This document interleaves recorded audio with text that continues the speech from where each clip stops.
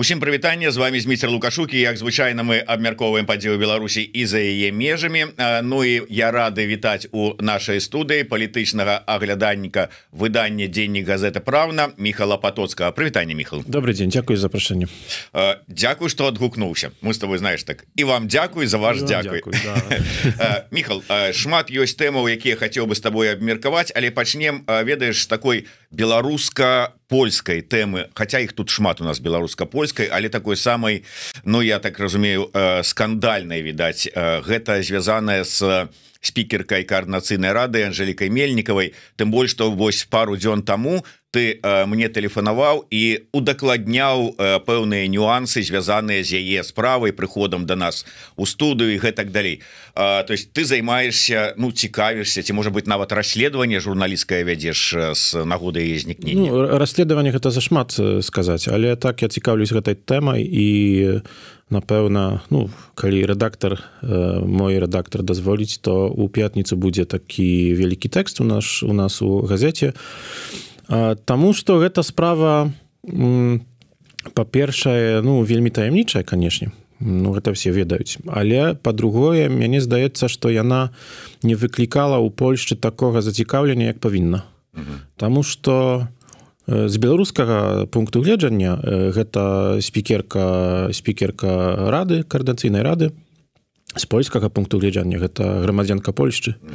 Яна жыла ў Польшчы, яна прадстаўніца беларускай апазіцыі, адна з найбольш, ну, па іерархіі гэта асоба нумар 2 у беларускай апазіцыі. Па факту не, але па іерархіі тэарэтычна гэта асоба нумар 2.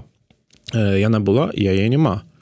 Чаму гэта не выклікала такога палітычнага рэзанансу ў Польшчы, мяне складна сказаць. Мяне гэта трошки крыху здзіўляе.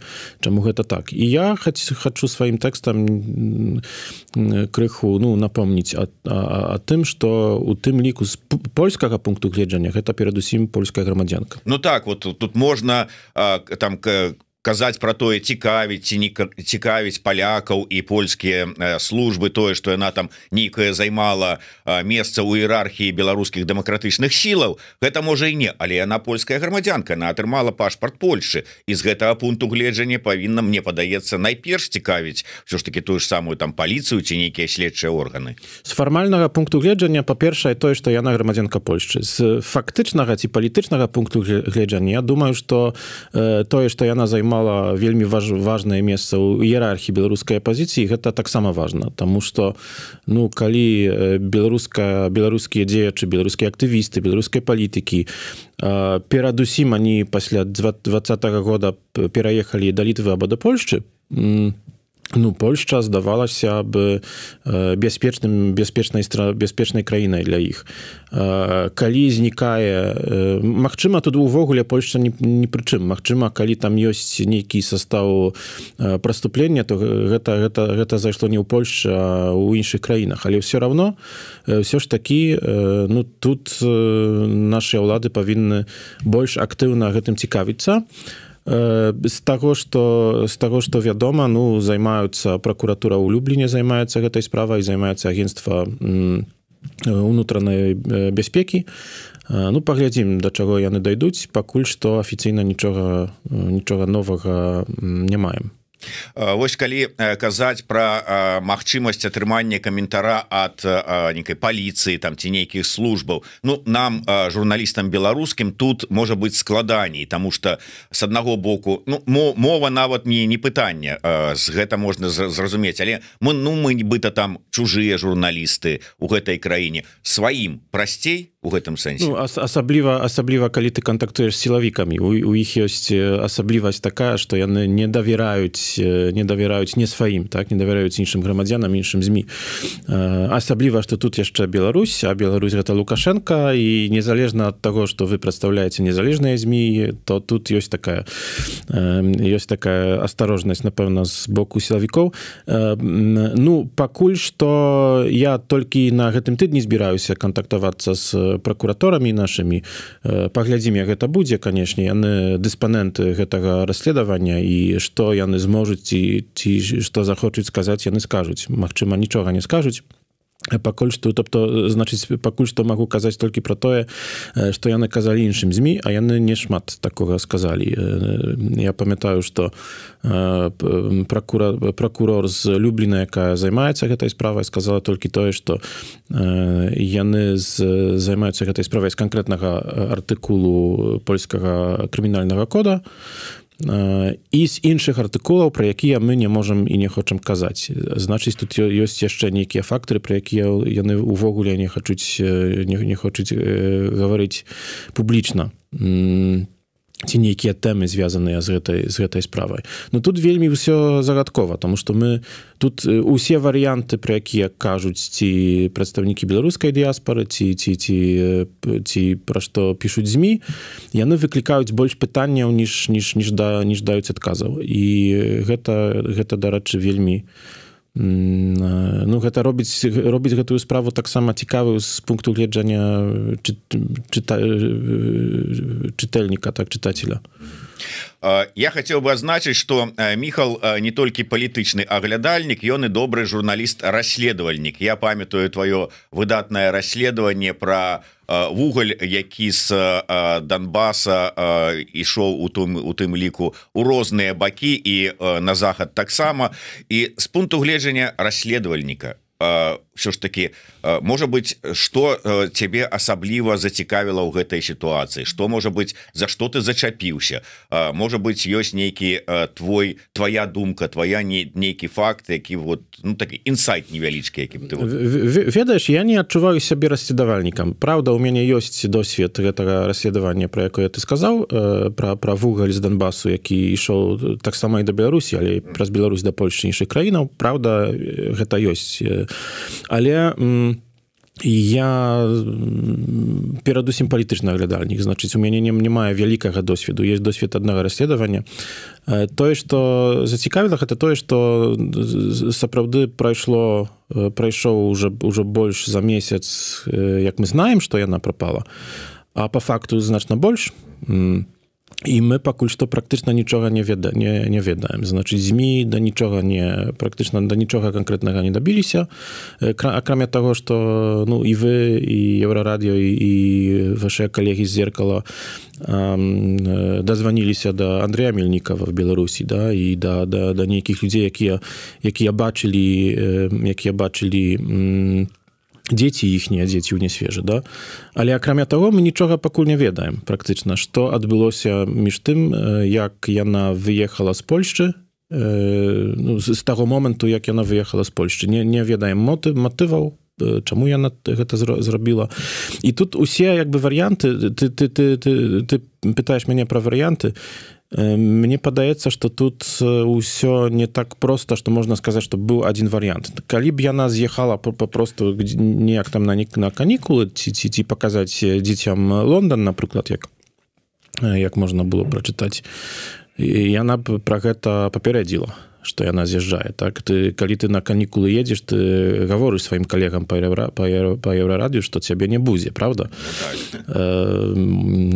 Калі б яна была агенткай КДБ, напрыклад, а чаму яе сёння вяртаць у Беларусь, калі ніхто не падазраваў, што яна там працуе на службы, ці ніяк так. Не мае мотыву, каб яе вярнуць да Беларусі. Калі нешта з яе сталася іншага, яна ж гатавалася да ад'езду, так? Яна паступова спыняла супрацу там з радай, з НАУ, перастала, яна паступова пераставала адказваць на там паведамленні па нейкіх месенджерах, так, адказваць на званкі і так далей. Яна рыхтавалася да таго, каб знікнуць. Чаму? Тут вельмі шмат пытанняў. Калі кажуць пра тое, што яна там забрала 100 000 еўра і з'ехала пачынаць новае жыццё, 100 000 еўра гэта не такая сума, асабліва для для чалавека, які вельмі добра зарабляў. І яе муж таксама вельмі добра зарабляў. 100 000 евро, ну, канешне, гэта ты можаш сабе купіць там невялікую квартыру в Лондоне, я не ведаю, ці зможаш за 100 000 евро, не думаю. А значыць, тут вельмі шмат пытанняў, на якія адказаў просто няма. Мне падаецца больш... Ну, я не хочу нават тут, ведаеш, нейкія свае рабочыя тэзы каментаваць, таму што тут ўсё ж такі больш пытанняў. Дарэчы, вось пытанне ад нашага агульнага знаёмага Дарогі, які пытаецца, ці азначае гэткая недастатковая рэакцыя польскага боку на знікненне Мельнікавай тое, што іншым беларусам з польскім пашпартам не варта спадзявацца на сур'ёзную абарону з боку польскай дзяржавы? Гэта вельмі добрае пытанне. Наколькі польская дзяржава роўна трактуе польскіх грамадзянаў, якія нарадзіліся ў Польшчы, якія нарадзіліся там палякамі, так, этнічных палякаў, а тых грамадзянаў, якія былі натуралізаваныя. Гэта вельмі добрае пытанне, і гэта справа, гэта такі, не ведаю па-беларуску, лакмусовы паперак, да? Які паказвае. Магчыма, пакуль што папросту неяк рана казаць і ацэньваць працу нашых службаў, таму што службы таму і службы, што працуюць непублічна.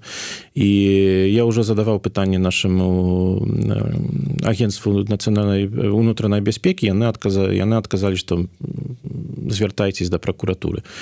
Я звернуся на гэтым тыдні да пракуратуры, паглядзім, што яны адкажуць. Магчыма, проста гэта расследаванне наказвае пракурорам, каб працаваць неяк непублічна.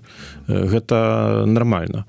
Трэба будзе пачакаць на рэзультаты гэтага расследавання, што яны праз там месяц-два, магчыма, і паўгода.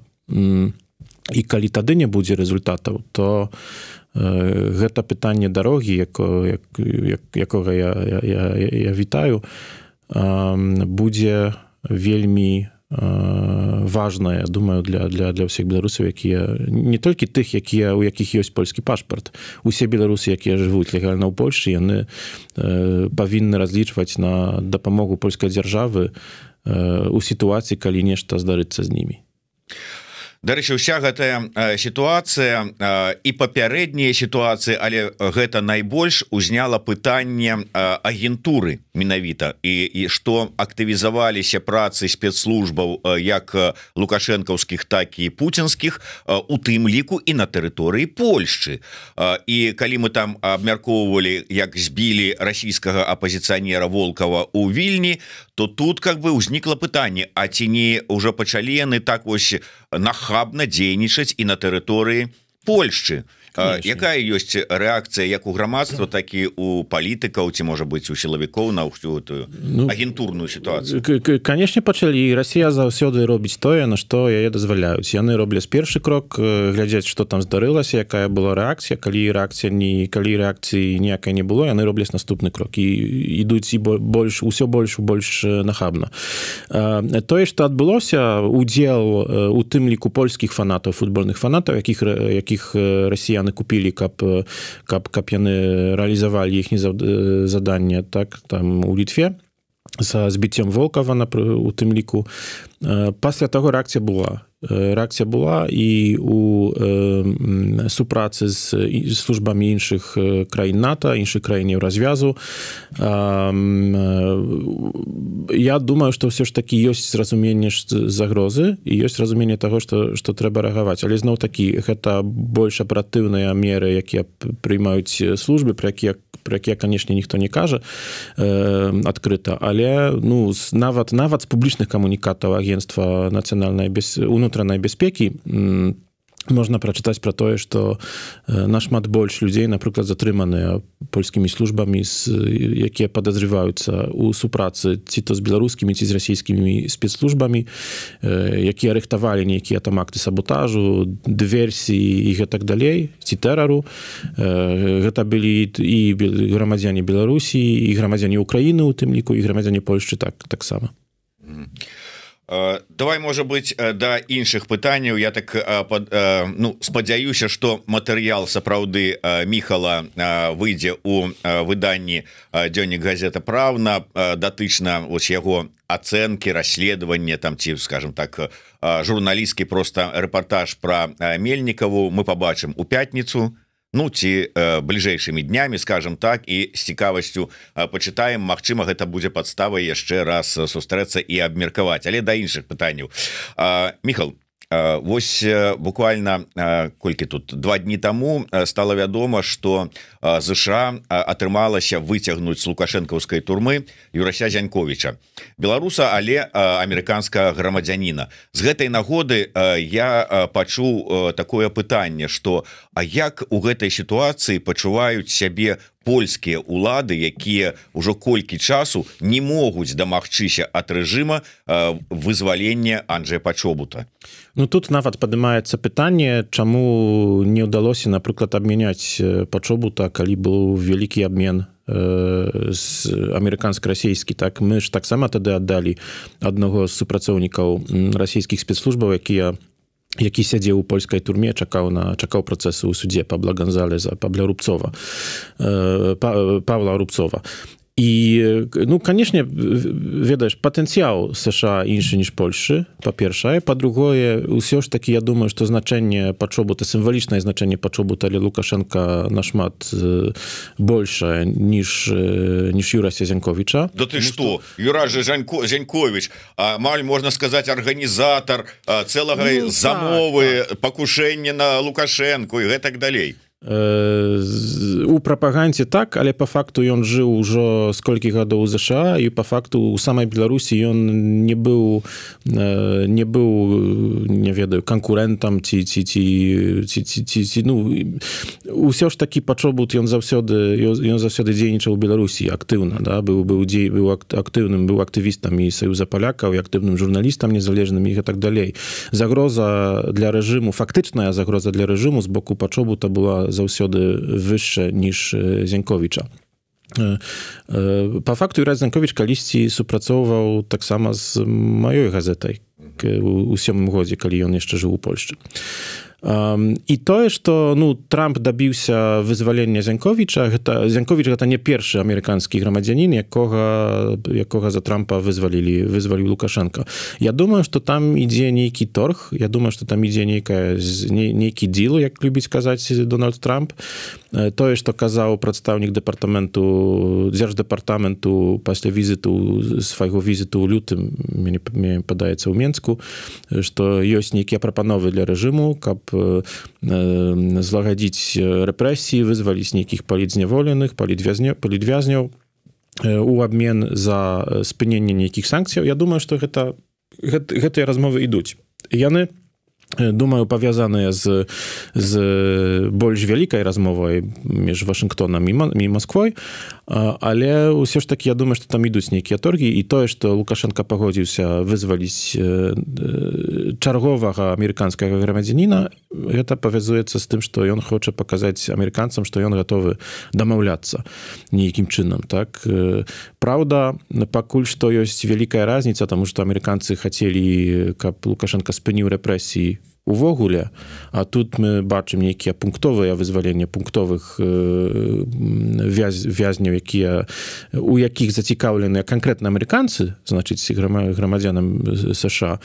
Ну, але все ж такі, як для мяне, гэта даказвае, што ёсць нейкія размовы, нейкія кансультацыі між Трампам і рэжымам Лукашенка ідуць. Давай, можа быць, вернемся ўсё ж такі да Пачобута.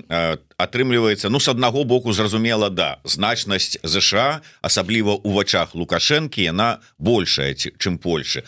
З другога боку, значнасць Зяньковіча меншая ў параўнанні з Пачобутам, хаця цынічна гучыць, ну, але... Цынічна, але Лукашенко так разумее, Лукашенко так калькулюе. Да. Але, можа быць, ўсё ж такі не толькі гэта, але і тое, што не атрымліваецца у Варшаву выцягнуць Пачобута, яшчэ і тое, што Лукашенко, ну, конкретно так мае зуб на Польшчу, што ён не хоча ніякім чынам з Польшчай нейкі там адносіны папраўляць, ці не? Для России заўсёды галоўным ворагам у прапагандзе былі ЗША. Для Беларусі Лукашенко выбраў для сябе іншых спарринг-партнёраў, такіх больш па патэнцыялу бліжшых для Беларусі. Гэта была Літва і Польшча.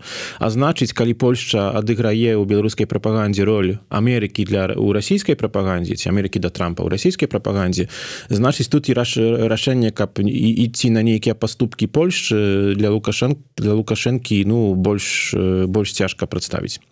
І Польшчы гэта не ўдалося ані пры папярэдняй уладзе, ані пры сённяшняй уладзе. Незалежна ад таго, што пры папярэдняй уладзе сённяшняя ўлада казала, што вы нават пачобута не ўмееце вызваліць, а сёння наадварот. Мы кажам, бярыце, яны не хочуць. Калішняя ўлада кажа, што вы нават пачобута не ўмееце вызваліць. І гэты аргумент паяўляецца таксама ў канфлікце, у унутрапольскім палітычным канфлікце, асабліва калі ідзе чарговая выбарчая кампанія ўжо апошняя да 27-го года.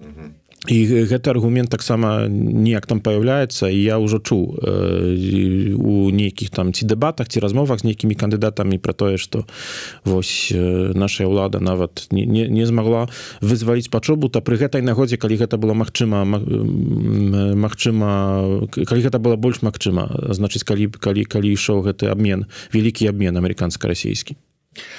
Яшчэ адзін момант. Я хочу магчыма дадаць, што тут ўсё ж такі мяч лежыць на боку Лукашенка. Тут мы ўжо давалі сігналы, і польская ўлада, і з вуснаў Радослава Сікорскага, міністра замежных справаў, ён шмат казаў пра тое, якія нашыя умовы для Лукашенко ж сказаў нормалізацыі, але спынення тэмпературы канфлікту з рэжымам, так. Аддайце пачобута, гэта будзе і крок у бок адкрыцця пагранпераходаў і нейкіх размоў, нейкай нармалізацыі, не хочуць гэтага зрабіць.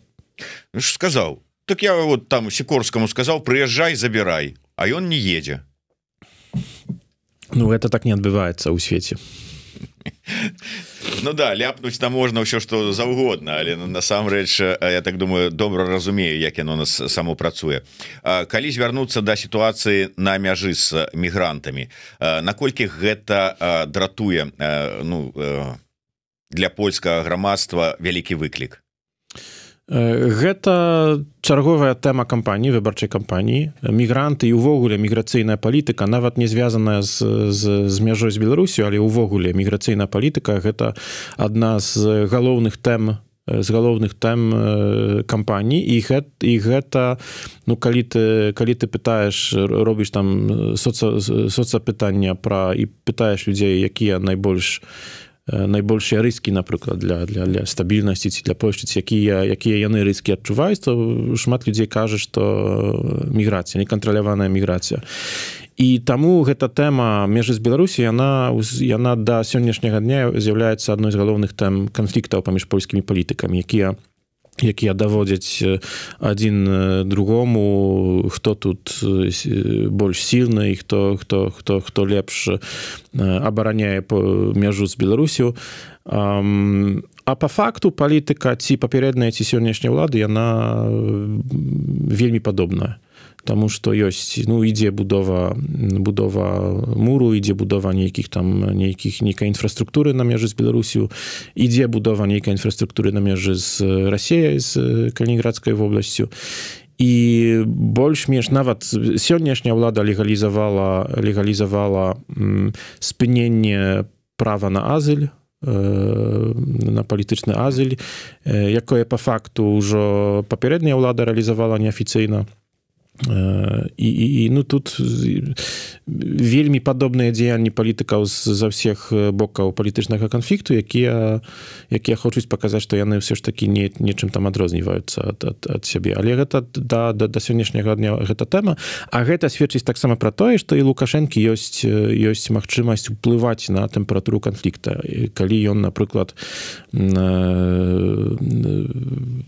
зробіць нешта неардынарнае на мяжы, ці пагодзіцца на такую змену. Праўда, ён таксама будзе рызыкаваць тады ж, таму што ўжо Кітай даў яму зразумець пасля візіту прэзідэнта Анджэя Дуды ў Кітаі, што не трэба эскаляваць панад, што ёсць нейкія чырвоныя лініі, па-за якія не трэба Лукашэнку выходзіць, і пасля таго рэальна нешта змянілася на межы. Але ўсё ж такі ў яго ёсць такі інструмент. Я хотел бы, может быть, яшчэ да гэтай ситуации на мяжы беларускія палітыкі, некаторыя з іх пачынаюць казаць пра неабходнасць, можа быць, змены стратэгіі ў дачыненні не столькі, можа быць, з рэжымам, а ў дачыненні да беларускага грамадства. Маўляў, што гэта і санкцыі, і закрытыя пераходы, і то, што няма цягнікоў, там Мінск-Варшава, Мінск-Вільня, гэта не па Лукашэнку б'е, а па звычайных людзях. Пра тое, што палітыкі беларускія павінны з гэтай тэзай ісці да сваіх партнёраў заходніх і казаць, давайте ўсё ж таки нейкае палягчэнне рабіць, там і візаў больш, і пагранпераходы адкрываць, пра гэта казаць. Гэта падтрымліваюць і эксперты. Глядзеў апошні выпуск «Часікі цікаюць», і Астапеня, і Шрайбман таксама за это выклікаюць.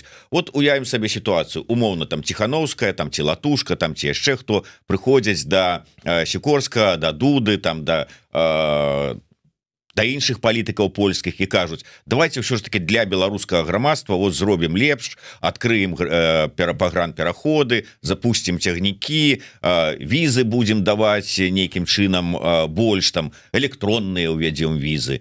Што пачуем у адказ, цыкуючы сённяшніх рэалій? Публічна пачуем адказ, што мы, канешне, разумеем і што робім ўсё для таго, каб санкцыі білі па рэжыму, а не па грамадзянах Беларусі, якія не віноўныя ў тым. Але по факту я думаю, што адкажуць ім, што гэта наша справа. І по факту ў дэмакратычных краінах няма іншага інструмента ўплыву на рэжым, як санкцыі. І, па канкрэтных пунктах можна, напэўна, размаўляць. Я думаю, што, напрыклад, электронныя візы. Чаму не? Таму што у нас ёсць праблема з тым, што у нашых кансульствах у Беларусі вельмі мала людзей, таму што Лукашенко не дазволіў працаваць нармальнай колькасці кансуляў у беларускіх дыпламатычных установах еўрапейскіх ці еўразвязаных краінаў. Калі казаць пра пагранпераходы, сапраўды рэакцыя Святланы Ціхановскай і іншых прадстаўнікоў беларускага дэмакратычнага жыцця паўплывала на тое, што Польшча, Літва і Латвія не рашылі зачыніць увогуле мяжу, калі былі такія ідэі. Асабліва тады, калі да Беларусі прыехалі вагнераўцы ў 23-м годзе. І тады гэты аргумент, я б не сказаў, што ён быў вырашальны, але ён паўплываў на тое, што ўсё ж такі мы не вырашылі зачыніць апошні пагранпераход польска-беларускі на мяжы. А з іншага боку, загроза таго, што калі што, то мы можам гэта зрабіць, яна паўплывала на Лукашэнку праз Кітай, правда, з медыяцыяй ці пры пасярэдніцтве Кітая, але гэта паўплывала на тое, што Лукашенко спыніў эскаляцыю міграцыйнага крызісу на мяжы з Польшчай у адзін момент. Значыць, гэта спрацавала. Значыць, санкцыі часам працуюць, нават калі цяжка параўнываць сітуацыю, калі ёсць санкцыі, сітуацыі, калі б іх не было, таму што мы не маем як бы двух альтэрнатыўных сусветаў, каб можна было параўнаць, як бы сітуацыя выглядала, калі б не было санкцыяў супраць Лукашенка. Яшчэ іншая справа, што санкцыі супраць Беларусі яны не толькі праз рэпрэсіі, а яны таксама яны павязаныя ўвогуле з вайной, з расійскай вайной супраць Украіны. І шмат з гэтых санкцыяў гэта спроба, па-першае, пакараць рэжым Лукашенка за тое, што ён дапамог і дапамагае Расіі, у тым ліку ў вайсковым сэнсе. І па-другое, паколькі Беларусь і Расія яны ў таможенным саюзе, то эканамічныя санкцыі супраць Расіі вельмі цяжка заправаджаць, калі яны не заправаджаны таксама супраць Беларусі, тому што гэта адзіны эканамічны арганізм. І азначыць гэта ўсё павязана не толькі з зносінамі польска-беларускімі зносінамі, а ўвогуле з вялікай ігрой паміж Захадам і Расіяй. І тут Беларусь, на жаль, з'яўляецца не суб'ектам, а аб'ектам гэтай палітыкі. Таксама, дарэчы, як і Польшча. Не ўсё ад нас залежыць. Вельмі шмат гэтых санкцыяў, гэта санкцыі Еўразвязу, або ўвогуле каардынацыі, санкцыі каардынаваныя паміж Еўразвязамі і США, і Великобритания и краінамі G7 і гэтак далей. Ад нас залежыць тое, ці будзе адчынены, ці зачынены нейкі пагранпераход, але ў глобальным разуменні гэта ўсё залежыць не ад нас. Давай яшчэ одну тэму закранем. Яна польская, але я хацеў бы таксама, каб мы ўзялі у яго такі троху, можа быць, беларускі аспект. Это прэзідэнцкія выбары ў Польшчы, якія будуць вось буквально 18-го. Два тыдні, да. Да, праз 2 тыдні ўжо будуць выбары. Сёння ўжо можам казаць пра... Ну, я разумею, што... нельга сказаць конкретно, хто там пераможа, но тройка лідараў, і як бы ты ацэніў са свайго пункту гледжання, што яны нясуць, якія, можа быць, змены, якія там надзеі ці якія пагрозы і для Польшчы, і для беларусаў. Ну, па-першае, я думаю, што ўжо сёння можна сказаць, што хто будзе ў другім туры. Што гэты трэці, нумар 3, ён ужо не мае вялікіх шансаў на тое, каб дайсці да другога туру. Трэці гэта хто? Славомір Менцен, кандыдат нацыяналістаў ад канфедэрацыі, што ўжо ёсць двойка лідараў гэтага перагону. Хто пераможа, цяжка сказаць. Фаварытам з'яўляецца па соцапытаннях Рафał Trzaskowski, кандыдат праўлячай партии, ну, такой цэнтрыстка-ліберальнай. І яго канкурэнтам у гэтым другім туры будзе Кароль Навроцкі, дырэктар Інстытуту нацыянальнай памяці, які падтрымліваецца і па факту з'яўляецца кандыдатам Права і справядлівасці папярэдняй улады, нацыянальна-кансерватыўнай. І тут па факту, значыць, гэта ўжо можна сказаць, што так і будзе, што мы будзем выбіраць 1 чэрвеня паміж Навроцкім і Trzaskowskim. А давай пакуль што вот коротка, тады ўжо атрымліваецца пра двух асноўных прэтэндэнтаў, Trzaskowska і Навроцка. Вот што яны сябе ўяўляюць? Такі кароткі лікбез для беларусаў. Мы не можам галасаваць, але ж нам цікава. Ну, можна гэта параўнаваць да вялікай палітычнай глобальнай ігры. Trzaskowski гэта Еўразвяз, а Навроцкі гэта Дональд Трамп. І калі не нюансаваць, то гэта так. Навроцкі вельмі разлічвае на падтрымку Трампа. Ён нават толькі цяпер быў у Белым доме, у авальным кабінеце яго Трамп прыняў на короткую размову, яны зрабілі сабе, сфоткаліся. Трамп сказаў, ну, наколькі давяраць Навроцкаму, Трамп яму сказаў, што you will win, ты пераможаш. І, дарэчы, гэта так, што адміністрацыя Трампа падтрымлівае ўсе такія нацыянальна-кансерватыўныя, мяккая еўраскептычная партія ў Еўропе. Гэта прыклад і румынскіх выбараў. Толькі учора яны адбыліся, быў першы тур, у якім перамог, ну, з першага месца да другога туру увайшоў Джордж Сімеон, які таксама такі еўраскептычны, вельмі набліжаны, дарэчы, да Навроцкага. Ён нават учора казаў пра тое, што разлічвае, што ён пераможа ў другім туры і Навроцкі пераможа ў сябе.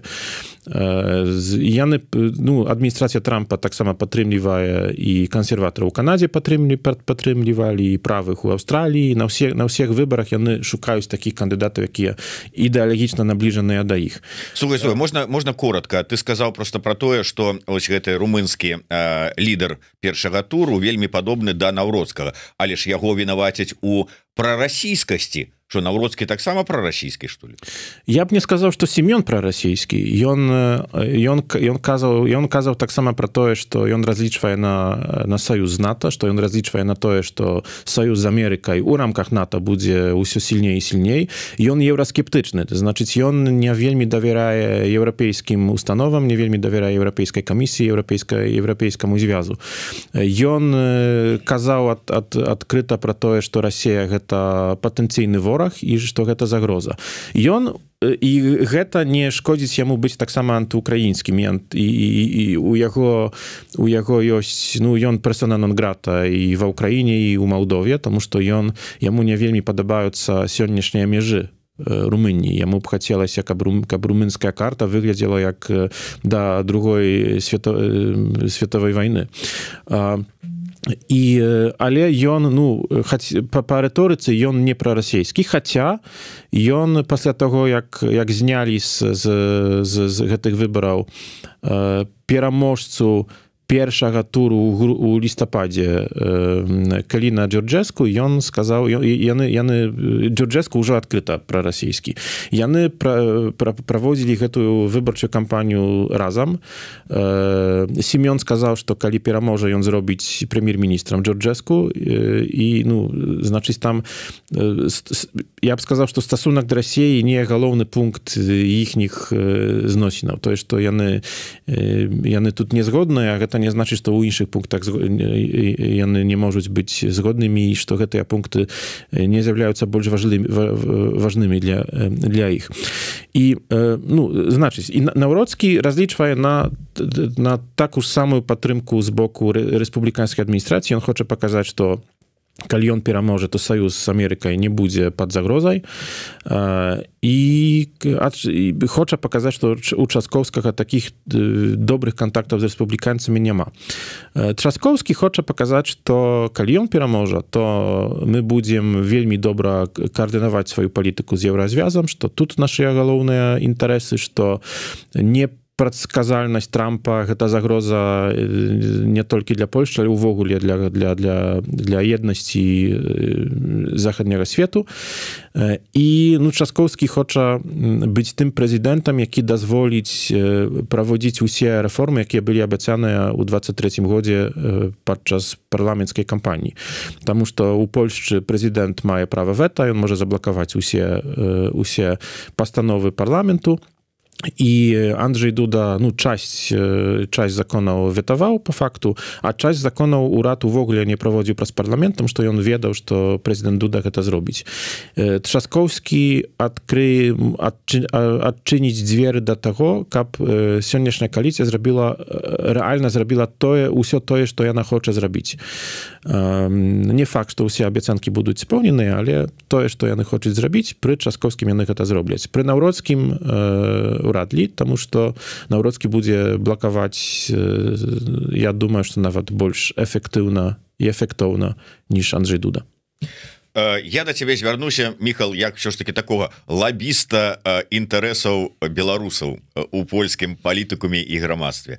Для беларусаў які з кандыдатаў, ну, скажем так, больш пажаданы? Я разумею, што ад нас у дадзеным выпадку не залежыць, але вот все ж таки у каго будзе палітыка, ну, больш спрыяльная да мігрантаў? Цяжка адказаць. Сапраўды, Навроцкі больш радыкальна гаворыць пра мігрантаў увогуле. Але у Польшчы все ж таки больш эмоцыяў выклікаюць не беларускія мігранты, якія практычна ўжо сёння не выклікаюць эмоцыяў увогуле, а эмігранты, па-першае, з Украіны, а па-другое, з краінаў Афрыкі і Азіі. І калі Навроцкі кажа пра тое, што мы зашмат аддалі там мігрантам, нам трэба больш даваць палякам, і прэферэнцыі больш для грамадзян Польшчы, я не думаю, што ён кажа пра беларусаў. Ён кажа да электарату, які думае пра украінцаў і пра мігрантаў, якія баіцца уплыву украінскіх мігрантаў на там сістэму аховы здароўя ў Польшчы і так далей, і які баіцца уплыву мігрантаў з іншых кантынентаў на бяспеку. на ўнутраную бяспеку. Ці яго перамога будзе азначаць увогуле нешта канкрэтнае для беларускіх грамадзянаў, вельмі цяжка сказаць. Я ніколі не чуў, каб ён гаварыў што-небудзь пра беларусаў ці пра Беларусь. Ён, напэўна, не з'яўляецца староннікам Лукашенка, а ёсць і такія кандыдаты ў нас. І калі нешта змяніцца для мігрантаў у Польшчы, ён зноў такі, ён можа заблакаваць нейкія змены, але ў яго няма такога ўплыву, каб ён мог нешта правесці праз, дзякуючы таму, што ён прэзідэнт, так? У Польшчы ўсё ж такі парламенцкая сістэма. Трzaskowski тэарэтычна больш ліберальны кандыдат і больш адкрыты да там мігрантаў, міграцыі і так далей, але падчас гэтай выбарчай кампаніі яго штаб перайняў шмат лозунгаў больш правых кандыдатаў. У тым ліку лозунгаў антымігранцкіх. Гэта ён запрапанаваў, каб адабраць дзецям непрацуючых украінцаў у Польшчы праграму 80+, дапамогу 80 злотых на месяц, да, на дзіця. Здавалася бы, гэта антыліберальная, увогуле антыліберальная прапанова, але вось, ёсць шанец, каб адабраць там 2% ад канкурэнтаў, не праблема. Трzaskowski і увогуле грамадзянская кааліцыя, якую ён прадстаўляе, яна вельмі залежыць ад рэзультатаў соцапытванняў. І калі яму пакажуць нейкія дадзеныя, што палякі падтрымліваюць такое або іншае рашэнне па мігрантам, ёсць вялікі шанец, што яны зробляць так, як кажуць гэтае соцапытванне, а не так, як кажа іхня там ліберальная ідэалогія. Не ведаю, ці я адказаў на твоje пытанне, напэўна, не, але тут просто вельмі... Просто тэма беларускіх мігрантаў у Польшчы, яна не з'яўляецца ўвогуле тэмай гэтай кампаніі, што добра, таму што калі нейкая тэма з'яўляецца тэмай кампаніі, яна заўсёды вульгарызуецца, заўсёды радыкалізуецца і заўсёды ты потым не разумееш, адкуль увогуле такія тэзы ўзяліся, якія падаюць з вуст на палітыкаў. Так, не будем прыгадываць іншыя там варыянты. Дзякуй вялікі, на жаль, трэба развітвацца. Я нагадаю, што з намі у студыі в эфіры быў палітычны аглядальнік выдання «Дзеннік газета Праўна» Міхал Патоцкі. Дзякуй вялікі, Міхал. Дзякуй вялікі яшчэ раз. І я хацеў бы нагадаць вам усім, па-першае, ўсё ж таки варта чытаць і прэсу мясцовую, тым больш, што «Дзеннік газета Праўна», я так спадзяюся, не можа такога быць, але апублікуе бліжэйшымі днямі цікавы матэрыял Міхала, расследаванне з нагоды знікнення Анжэлікі Мельнікавай. Я буду вельмі чакаць гэтага, каб паглядзець, да якіх высноваў прыйшоў Міхал і што адказваюць яму спецслужбы. І нагадаю ўсім пра неабходнасць падпісацца на YouTube канал Еўрарадыё і на наш новы YouTube канал Навокал. Ставце свае падабайкі, націскайце на званочак, расшэрвайце, калі для вас гэта бяспечна. Да сустрэчы. Жыве Беларусь. Жыве вечна. Сябры, праект «Беларусь Tomorrow» яднае прадукцыю шматлікіх беларускіх медыа, і яго ўжо можна глядзець са спадарожніка. Як гэта зрабіць, шукайце ў апісанні да нашага відэа.